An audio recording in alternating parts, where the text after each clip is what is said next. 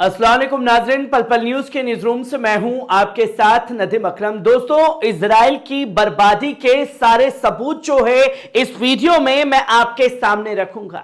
जहां मैंने इससे पहले वीडियो में आज के आप लोगों को बताया कि कैसे अल कस्साम ब्रिगेड ने कल का बदला जो है वो इजराइल से लिया और इजराइल के शहरों पर बमबारी हुई, सैनिकों को ढेर किया जा रहा है।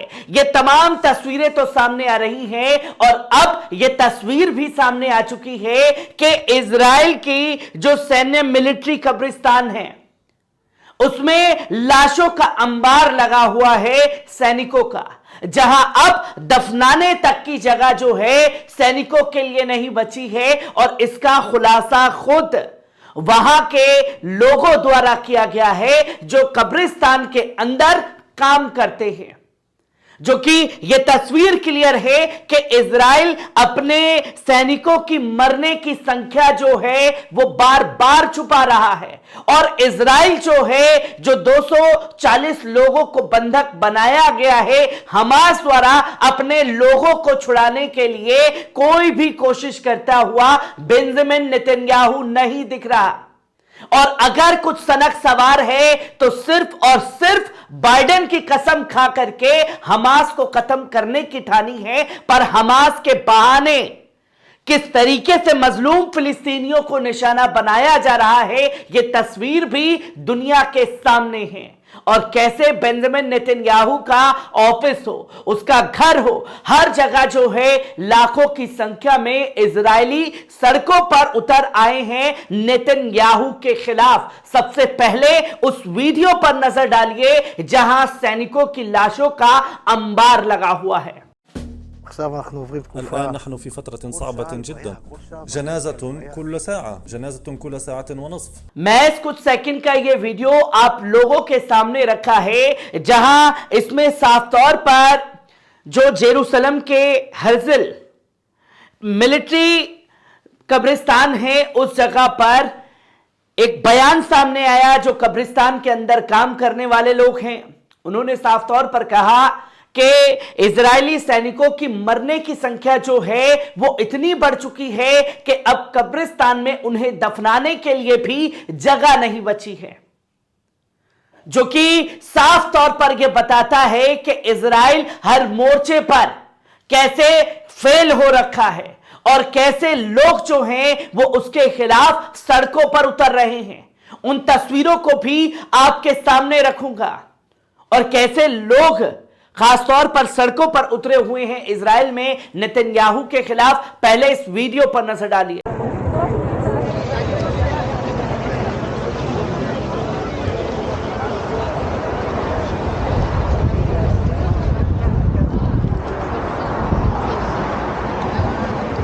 आपने देखा कि जेरूसलम का यह मेन हाईवे जहां लाखों की संख्या में लोग सड़कों पर उतरे हुए हैं और नेतन्याहू से मांग कर रहे हैं कि जो हमास ने 5 दिन के सीजर फायर को रोकने की बात कही है उसे आप माने, ताकि हमारे जो लोगों को बंधक बनाया गया है उन्हें छोड़ा जा सके। पर नेतन्याहू जो है सुनने को तैयार नहीं है और जब नेतन्याहू सुनने को तैयार नहीं है तो यही आवाम ने नेतन्याहू के घर और दफ्तर का घेराव कर दिया है। पहले इस वीडियो पर भी नजर डालिए।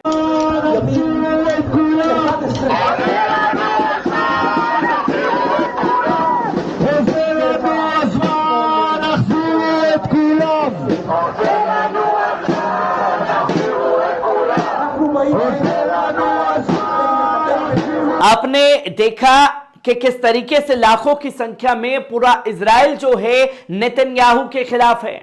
और मैंने पहले ही कहा था कि इजराइल जो है अपने सैनिकों की मरने की संख्या छुपा रहा है, जहां खुद अब वहां के लोग कहने लगे हैं कि सैनिकों की संख्या इतनी ज्यादा हो गई है कि कब्रिस्तान में उन्हें दफनाने तक के लिए जगह नहीं बची। और मैंने कहा था वीडियो की शुरुआत में ही, जंग के दौरान जो लोग जुड़े हुए हैं कि इस जंग में अगर किसी का राजनीतिक जनाजा निकलेगा तो वो है बेंजामिन नेतन्याहू। और अब इसकी तमाम चीजें जो हैं वो सामने आने लगी हैं, जो कि आप उसी वीडियो की कुछ तस्वीरों को देख सकते हैं कि हेरिज जो हर्जल एक जगह कब्रिस्तान है, मिलिट्री कब्रिस्तान है, उधर के लोगों ने जो जेरूसलम में मौजूद है, उधर के कार्यकर्ता ने यह साफ तौर पर कहा कि अब कब्रिस्तान में जो हर्जल है, मिलिट्री कब्रिस्तान, उसमें जगह नहीं बची है। यह साफ तौर पर कहना है और खाड़ी देशों के मीडिया में इसे खास तौर पर दिखाया गया है। इजराइल के मीडिया ने इसे दिखाना बताना जरूरी नहीं समझा, क्योंकि उन्हें मालूम है कि यह सबसे बड़ा फेलियर है बेंजामिन नेतन्याहू के इतिहास का और इजराइल के इतिहास का, जहां कब्रिस्तान में काम करने वाले कार्यकर्ता ने साफ तौर पर बताया कि अब जगह जो है हमारे पास नहीं बची है कि सैनिकों को कहां दफन किया जाए। मिट्टी भी नसीब नहीं हो रही, अलग अलग जगह पर जो है भेजने की बातें कही जा रही हैं। ये मिलिट्री कैंप की वो तस्वीरें हैं जिसके बारे में कोई भी बात नहीं करना चाहता, और पहले ही अल-कस्साम ब्रिगेड द्वारा कहा गया है कि कैसे वहां संख्या बढ़ रही है और अपने सैनिकों की संख्या जो है वो छुपाने की कोशिश कर रहा है, जो लोगों के सामने ये तमाम चीजें बार बार आ रही हैं। वहीं जेरूसलम में, खासतौर पर तेल अवीव में कैसे लाखों की संख्या में लोग, जिन लोगों को किडनैप किया गया है, बंधक बनाया गया है, उनकी फैमिली के लोग और उन फैमिली के साथ लाखों लोग सड़कों पर अपने लोगों की तस्वीरें लेकर के निकले हैं और बेंजामिन नेतन्याहू के खिलाफ रैली कर रहे हैं, जहां ऑफिस को भी घेर लिया गया, जहां आप देखें कि families of Israel captives arrive in Jerusalem rally at PM's office. PM office का घेराव है। Tens of thousands of protesters have arrived in Jerusalem after 5 days march from Tel Aviv to put pressure on the Israeli government the immediate release of captives held by Hamas in Gaza। जो बंधक बनाया गया है उन लोगों को छुड़ाने के लिए प्रेशर बना रहे हैं बेंजामिन नेतन्याहू के ऊपर। तो वही 20,000 including families and friends, about 240 captives held in rally in front of Prime Minister Benjamin Netanyahu's office on Saturday. They say the government has been ignoring their pleas to bring their loved ones home। हम अपने परिवार के लोगों से प्यार करते हैं और आपको उनके लिए कड़ा कदम उठाने की जरूरत है, जो कि आप नहीं उठा रहे हैं, जो कि लाखों की तादाद में लोग सड़कों पर हैं।